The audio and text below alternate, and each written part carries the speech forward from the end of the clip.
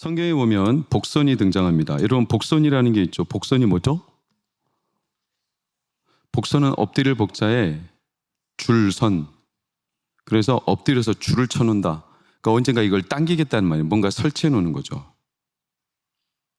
엎드려서 줄을 당겨놔. 이것을 당기는 거예요. 그래서 소설이나 희곡에서는 앞으로, 아직은 일어나지 않았는데 앞으로 일어날 일에 대한 전조, 이걸 복선 그래요.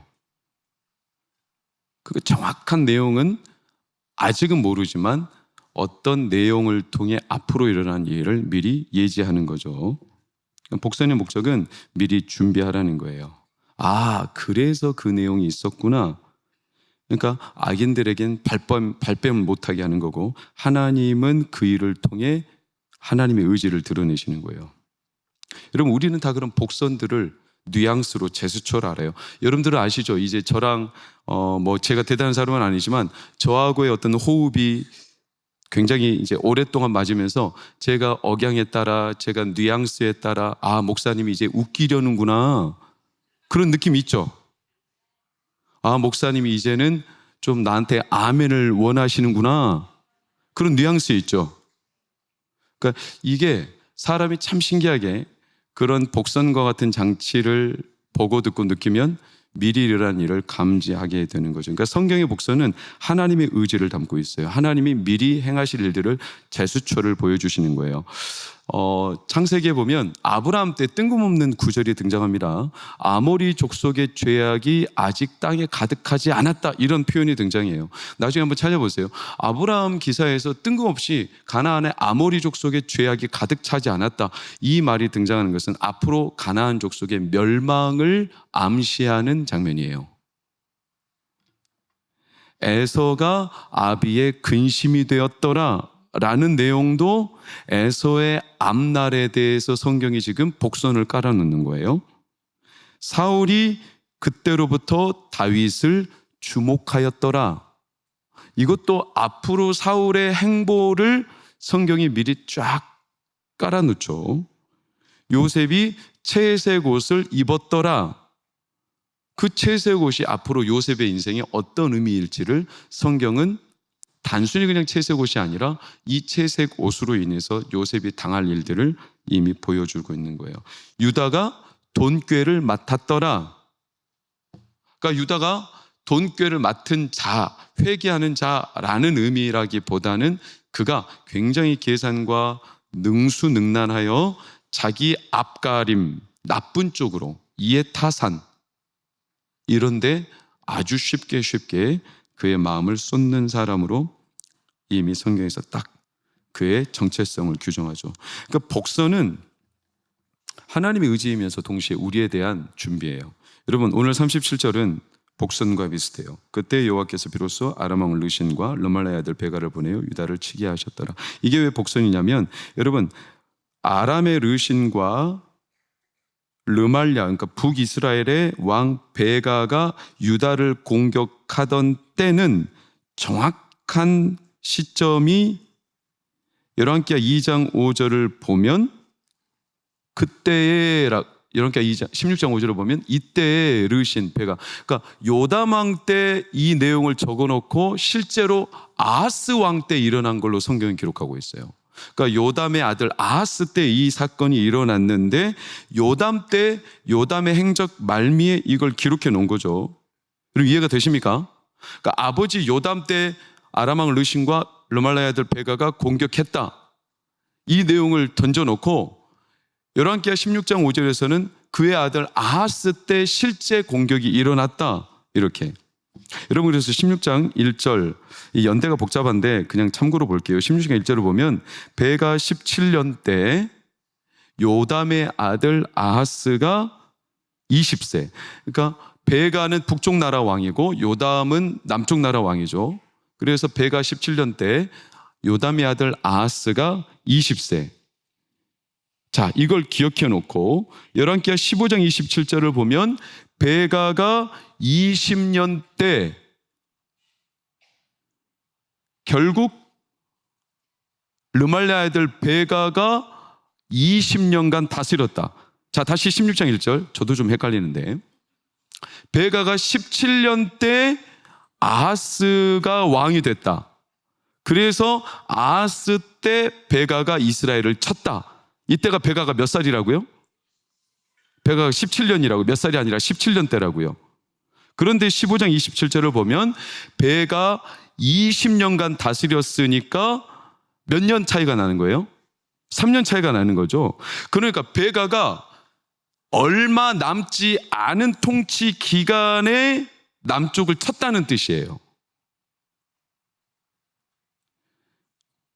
지금 점점 시험에 빠지고 있는데 그냥 넘어가 보죠. 15장 30절을 보면, 자, 아하스의 아버지 요담 20년에 베가가 죽었어요. 그러니까 요담과 베가의 죽음은 거의 비슷한 시기이고, 베가가 죽기 3년 전에 아하스, 자기 요담의 아들 아하스를 쳤다. 이런 내용이 지금 복잡하게 꼬여 있는데, 결국에는 성경이 이런 연대를 통해서 베가가 르신과 함께 남쪽 나라를 친 시간은 요담 때와 더불어 그의 아들 아하스 때, 이 어느 지점이라는 걸 성경이 지금 보여주면서 요담 때도 르말랴의 아들 베가와 르신이 쳤다라는 기사를 남겨놨고, 그의 아들 아하스 때도 베가와 르신이 그의 아들 아하스를 쳤다. 두 번이나 연거푸 기록해 놓으면서 이게 성경이 지금 뭘 말하고 싶은 거냐? 왜 이렇게 두 번이나 연거푸? 아니, 요담 때 쳤으면 요담 때 친 거고, 그의 아들 베가 때 친 거면, 아니 그의 아들 아하스 때 친 거면 아하스 때 친 거지. 왜 요담 때 기록해 놓고 왜 또 아하스 때 기록해 놓은 거냐? 이런 성경의 기록들은 참 우리에게 곤란한 마음을 주는데, 이것 또한 연대의 문제이긴 하지만 사실 하나님은 지금 일타쌍피처럼 복선으로 아버지 요담 때 이미 그런 전조가 있었다. 그의 아들 아하스 때 르말랴의 아들 베가와 르신이 그 나라를 칠 거다라는 전조를 이미 던져 놓은 거예요. 자, 이제 어려운 내용 끝났어요. 다 긴장 푸세요. 그래서 제가 지난주에 연대 문제를 이제 우리 3명 전도사님한테 냈던 거예요. 요담이 도대체 16년간 통치했다는데 베가가 죽을 때 요담이 20년, 아니 도대체 20년이 맞냐 16년이 맞냐. 제가 지난주에 숙제를 냈더니 우리 전도사님들이 숙제를 너무나 잘했어요. 그래가지고 전우복 전도사님은 그 다음날 바로 저한테 숙제를 주셨고, 고주명 전도사님은 그 다음날 숙제를 주셨고, 홍하민 전도사님은 어제 숙제를 보내왔어요. 제가 딱 보니까 10만 원에 눈이 멀었던 전호복 전사님은 빨리 보낸 거고, 홍하민 전사님은 돈을 별로 안 사랑하는지 어제 보냈어요. 근데 중요한 건 그게 아니고 세 사람 모두 너무나 잘했어요. 근데 입장은 다 달라요. 입장이 달라요. 갈려요. 누가 맞았을까요? 그건 나중에 천국에 가서 물어보세요. 다들 근거가 분명하게. 그래서 제가 1등을 선정해야 되는데 1등이 없어요. 그래서 제가 다 주기로 했어요. 그리고 제가 마음 먹었어요. 다음부터는 안 해야 되겠다. 이 인간들이 돈에 눈이 멀었구나. 더 놀라운 건 뭔 줄 아세요? 오늘 아침에 한 집사님도 숙제를 내셨어요. 근데 그 집사님은 별로 고민도 안 하고 답을 내려왔어요. 그래가지고 이 4분이 냈거든요. 근데 두 분 의견이 갈려. 참 우리 성도들 똑똑합니다. 설교 함부로 못 하겠어요. 그래서 제가 4분에게 다 드릴 거예요. 고주명, 전우복, 홍하민, 또 한 분은 김지수 집사님이에요. 자, 4분 나오실래요?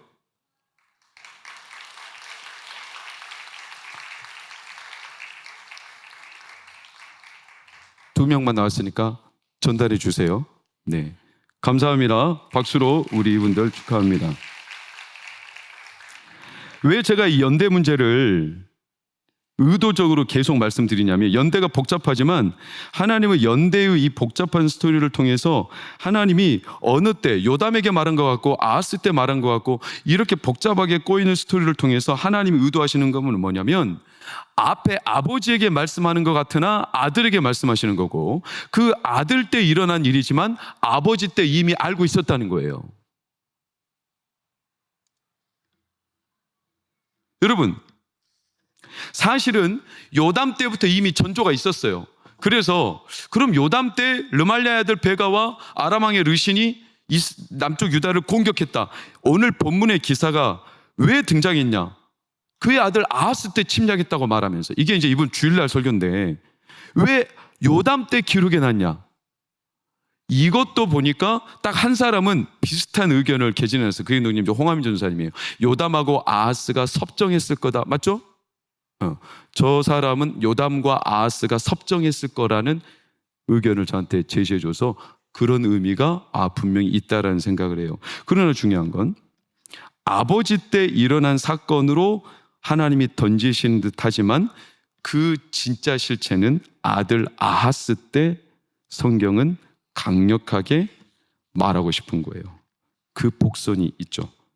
그래서 참고로 16장 3절 4절을 보면 아하스 때 어떤 왕이었냐? 아하스가 이스라엘 왕 여러 왕의 길, 그러니까 북쪽 나라 왕은 아주 악한 왕들이에요. 이 사람들의 길로 행했고, 남쪽 나라 왕은 다윗의 이 왕가는 그래도 하나님을 따르는 자들이, 이 아하스는 정신없어 이놈이. 그래가지고 북쪽 나라 왕을 선망해. 참 우리나라랑 비슷하지 않아요? 남쪽 나라 사람들이 북한을 더 좋아해. 그래가지고 북한의 공산주의를 더 높이는 정신없는 사람들이 있어요. 이거는 진짜, 그러니까 사람이 다 비슷해요. 거만거만해요. 이 아하스는 북쪽 나라 여로보암을 비롯해서 이 온갖 악행을 저지르는 그 왕들을 선망해. 자기 나라 왕들은 축에도 안 껴. 아니, 자기 나라에 뭐 예를 들어서 요아스 같은 왕, 자기 아버지 요담만 해도 훌륭한 왕이에요. 다윗은 말할 것도 없고요. 그런데 이런 왕들은 하나도 눈에 안 차고 북쪽 나라 왕을 따르면서, 다시 16장 3절 4절을 보면 온갖 악행, 쫓아낸 이방 사람의 가증한 일을 따라가고, 심지어 이방의 가장 가증스러운 자기 아들을 인신제사 드리는, 불로 태우는, 그리고 모든 산당 나무 아래에서 분향을 하는 이런 왕이었기 때문에 하나님이 이미 아버지 때부터 복선을 주신 거예요. 너희 나라가 앞으로 르말리아의 아들 베가와 아람 왕 르신의 연합으로 너희 나라를 칠 거다. 그래서 37절에 비로소라고 말하죠. 그때 비로소, 이게 하나님이 지켜보시다가 터진 일이라는 거예요. 그러니까 아하스가 이런 악행을 범한 게 어느 날 갑자기 이루어지지 않았고 몇 번이나 그런 조짐이 있었다는 거예요. 아하스가 왕이 될 때 나이가 20세입니다. 지금으로 따지면 청년 대학교 1학년생입니다. 20세 때 왕이 됐는데, 이 사람이 20세 왕이 되니까 북쪽 나라 왕을 따라가고, 그러면서 이방들을 섬기고, 그러면서 자기 아들을 인신제사 드린 게 아니라 이미 그 전부터 그런 조짐이 오래전부터 있었다는 거예요. 어떻게 사람이 바로 그렇게 바뀌어요? 전부터 있었다는 거예요. 그럼 20세 때 왕이 됐다는 것은 이 아이가, 이 왕이 몇 세부터 도대체 그런 마음을 가졌냐는 거예요. 적어도 5년 6년 전이면 중학생 때부터 그런 마음을 가졌다는 거 아니에요. 중학생 때부터 무슨 마음을 가졌냐면, 다민이처럼 하나님의 복음을 전하고 싶은 게 아니라, 하나님의 복음을 전할 사람이 오면 꺼져. 다민아, 그 중학생 때부터 이미, 죄송합니다, 이런 막말을 해서 싹수가 노래요. 그래가지고 하나님을 모독하고 하나님 같은 거 없다는 거예요. 우리가 이 세상이 우리를 잘 살게 해주지 무슨 하나님이 우리를 구원해 주냐고, 이런 식의 의식이 중학생 때부터. 그러니까 하나님이 계속 참았어요. 참고 그러다가 요담의 거의 말미에 너희 나라에 이런 복선이 있어. 아람 왕 르신과 르말레 아들 베가가 연합해서 너희를 칠 거야. 이걸 아버지 때 이미 복선을 깔아주신 것은 요담에게도 말하는 거죠. 네 아들이 지금 엉뚱한데 지금 물들어가고 있어. 앞으로 이런 일이 터질 텐데. 실제로 역대하 28장 5절 6절을 보면 두 번이나 말하죠. 뭐라고 하죠? 넘기신, 하나님이 그래도 붙잡고 계시다가 넘겨주셨다는 거잖아요. 왜? 아하스가 하나님이 아니라 자꾸 이방, 그리고 아하스가 의존했던 나라가 궁극적으로는 아수르예요. 아수르. 여러분, 아하스라는 왕의 이름의 뜻이 뭐냐면 그가 붙잡았다 이런 뜻이에요. 그가 붙잡았어. 근데 뭘 붙잡았어요? 아수르를 붙잡은 거예요. 근데 이게 언제부터 됐어요? 중학생 때부터요. 그때부터 이미 복선이 깔려 있어요. 그러니까 하나님이 이걸 계속 말씀하시잖아요. 여러분, 이걸 요담 때 그의 아버지 때 보여준 것은 복선인 거예요. 일종의 사인, 준비해라, 이런 뉘앙스인 거죠. 근데 이런 복선을 사람들이 간과해요. 여러분, 지난 부산인가요? 저는 어딘지 모르겠어요. 모녀 살인 최근에 이슈가 되고 있죠. 몇 번 경찰에 신고했대요? 10번이요. 10번을 신고했지만 경찰들이 미연쩍게 응대했다잖아요. 그래서 그 사건이 났다잖아요. 그러니까 이런 복선이 보일 때 에이, 설레발 피우지 마. 그런 일 없어. 이렇게 하고 무시해버린다는 거예요. 근데 사람이 참 이상한 게 자기에게 어떤 일이 일어날 것은 되게 민감하게 받아들여. 그래서 예수님이 그러셨어요. 너희가 천지의 기상은 분간하면서도 시대는 분간하지 못한다고 그랬어요. 그러니까 자기 코가 석자인 일, 자기에게 유익이 되고 자기에게 이해타산이 되는 일은 그렇게 빨리빨리 반응하면서도 하나님이 주시는 사인과 복선에는 되게 무관심하다는 거죠. 그것을 성경은 너희가 외식하는 자여 천지의 기상은 분간하면서도 정작 하나님이 주시는 시대에 대한 분간은 못하는구나.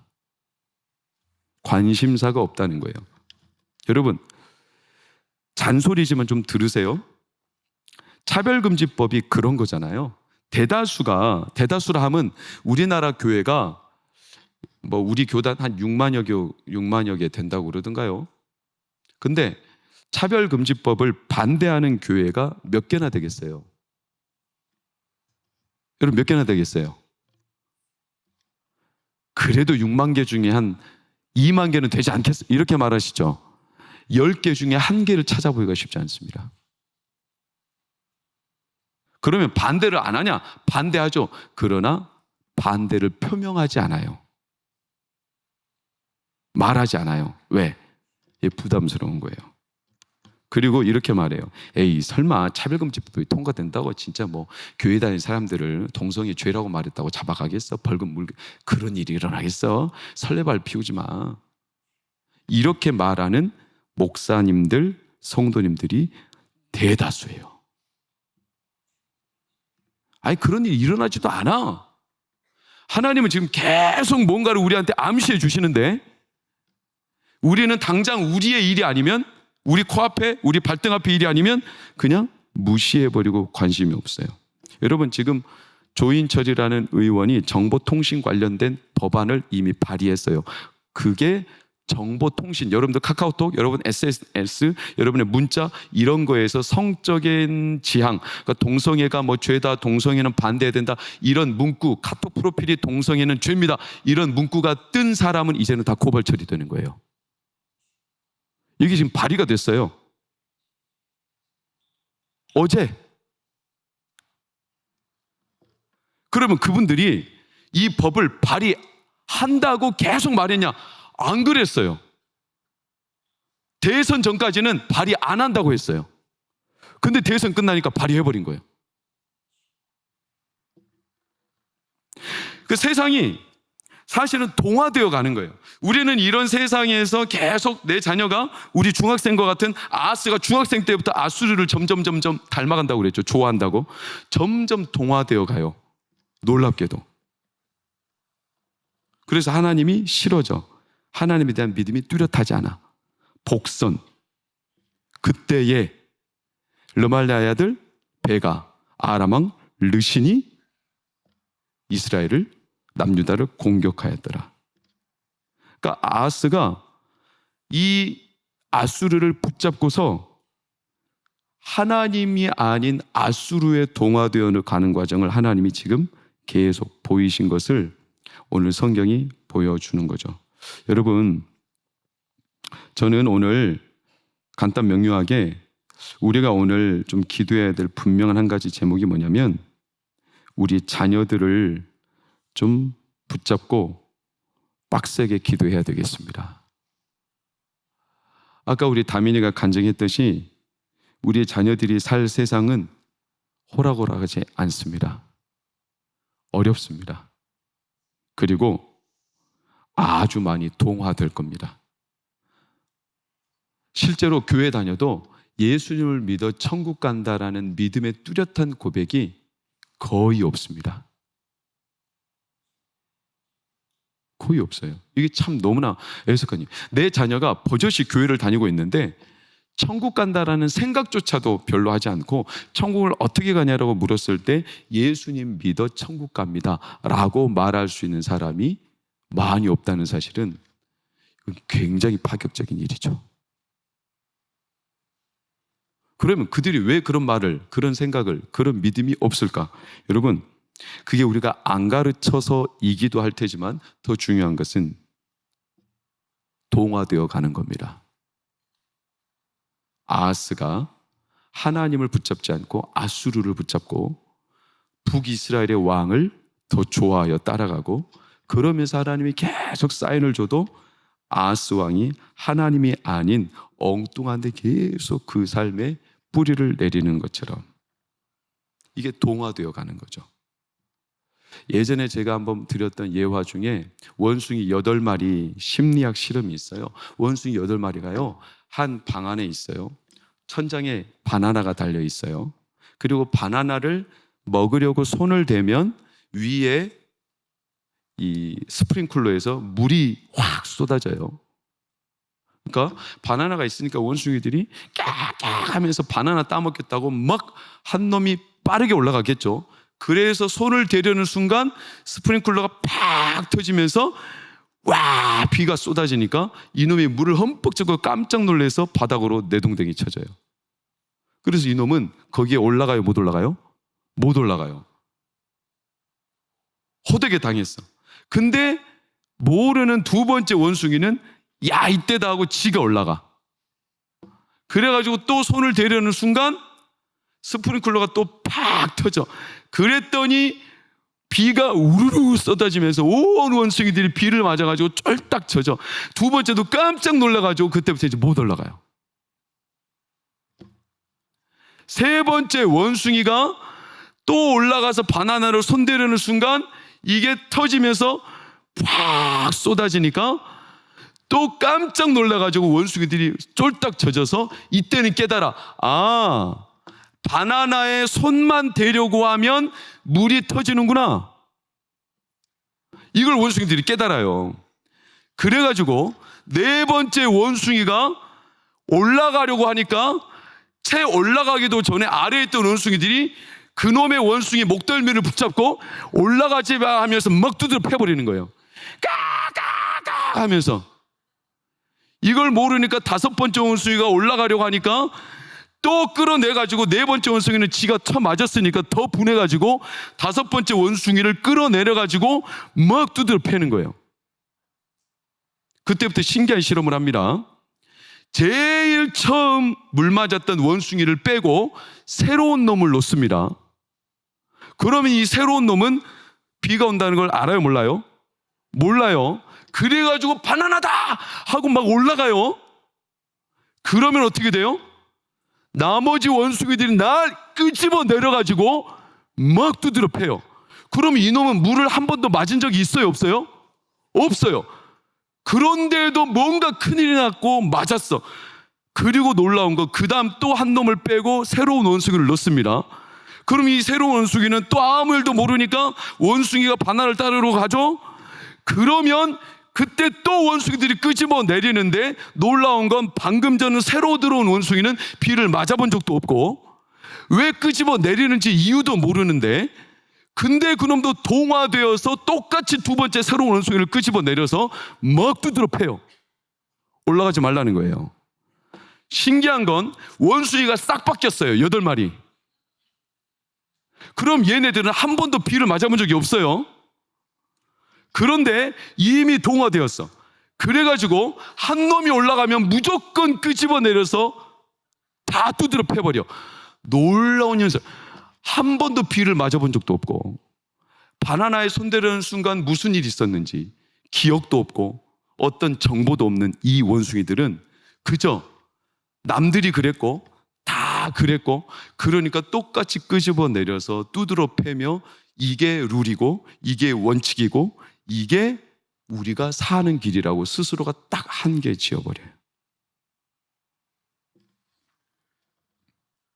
지금 우리 자녀들이 사는 시대가 그래요. 우리 자녀들이 살아야 되는 시대가 하나님을 바라보고 믿는데 스스로 한계를 쳐버리는 것들이 너무나 많아요.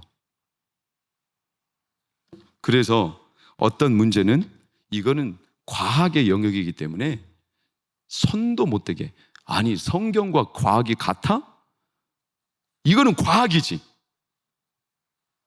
그래서 과학의 영역에는 성경의 영역을 딱 차단. 상담의 문제, 상담은 성경의 문제와 또 달라요. 그러니까 교회에서 신앙생활 따로 상담 따로 해요. 이건 상담 받아야 된다는 거예요.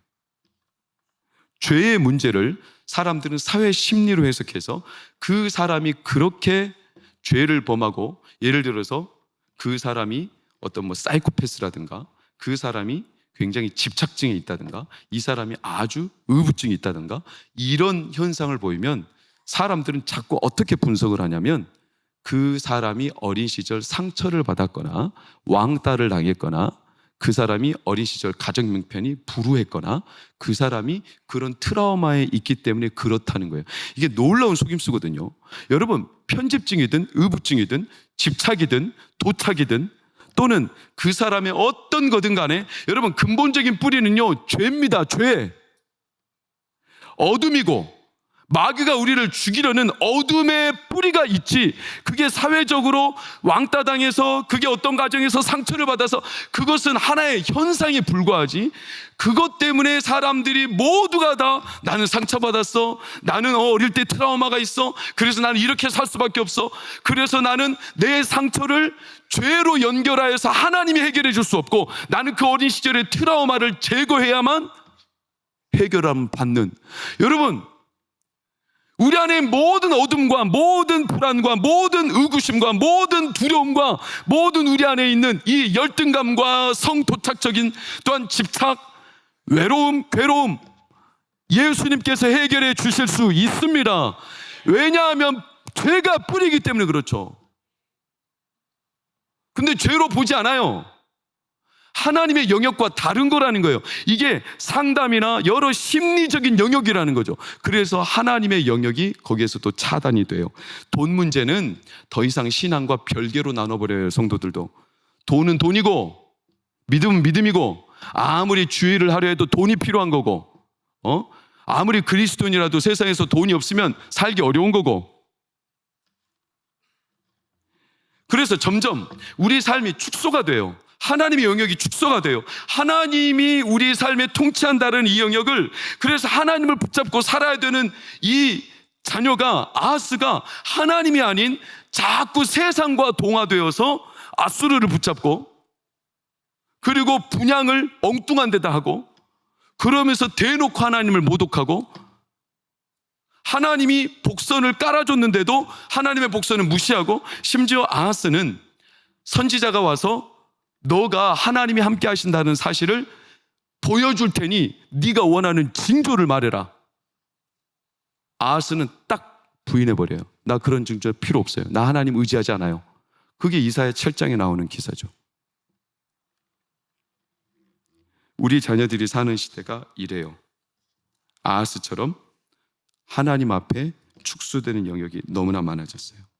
그래서 우리는 어른들도 요담도 그 아하스가 점점 하나님을 멀어 세상과 동화되어 가는데 요담 아버지도 그것을 복선으로 하나님이 사인을 주셨지만 어쩌면 의식하면서도 이랬는지 몰라요. 뭐라고? 어쩔 수 없어. 이제는 시대가 그렇게 된 거야. 세상이 바뀌었어. 우리 자녀들이 철야 나와서 기도한다는 거, 그 옛날이나 그랬지. 부흥회 때 나온다는 거, 새벽기도 나온다는 거, 우리 자녀들이 금식한다는 거, 그 옛날이나 그랬지. 그게 뭐 요즘에 가당키나 해. 그런 일을 우리 자녀들한테 하라고? 자녀들이 귀등으로도 안 들어. 그냥 애들이 교회 나와준 것만도 감사해. 여러분, 그래요? 우리도 그렇게 점점 동화되어 가야 돼요. 내 자녀가 교회에 나와준 것만도 감사하고. 그런데 이미 그들은 세상에 동화되어 가고 있어. 그래서 천국에 어떻게 가냐 물어도 예수님을 믿어서 간다는 말을 못해. 그리고 급할 때는 하나님이 아닌 다른 걸 붙잡아요. 여러분, 제가 참 무거운 이야기를 했을지 모르겠지만 성경은 거짓말하지 않고 우리에게 그 복선을 보여주는 거예요. 그때 여호와께서 비로소 아람 왕 르신과 르말랴 아들 베가를 보내어 유다를 치게 하셨느니라. 무서운 이야기죠. 그래서 우리는 오늘 제대로 기도해야 해요. 우리 자녀들을 놓고. 저는 우리나라의 소망은 우리 자녀들에게 있다고 믿습니다. 우리 자녀들을 우리 강하게 하나님의 자녀답게 키워야 합니다. 진짜 찌르면 복음이 막 튀어나올 정도로. 나다민, 전도 폭발 2가지 질문 외쳐보세요. 자꾸 시켜서 미안해. 우리 다민이 용돈 줘야 되는데 저렇게 기특한데. 다민이 첫 번째 질문.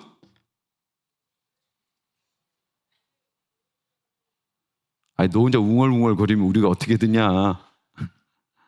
선생님, 오늘 밤이라도 이 세상을 떠나신다면 천국에 들어가는 것을 확신하고 계십니까? 아멘 나왔잖아. 다민아, 너의 그 어설픈 말에도 아멘 나왔잖아. 얼마나 대단한 질문이야. 2번째 질문. 그렇다면 선생님, 어떻게 하면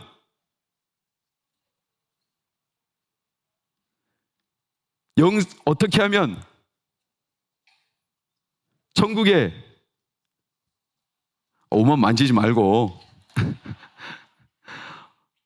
어떻게 하면 천국에 들어가는 영생을 얻는다고 생각하십니까?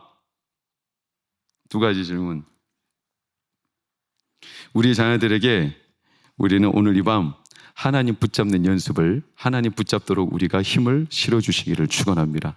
우리 청년들이, 우리 청소년들이, 우리 부모님들이 이 마음을 담대하게 가져주셔야 합니다. 성경의 가장 큰 복선은 예수님이십니다.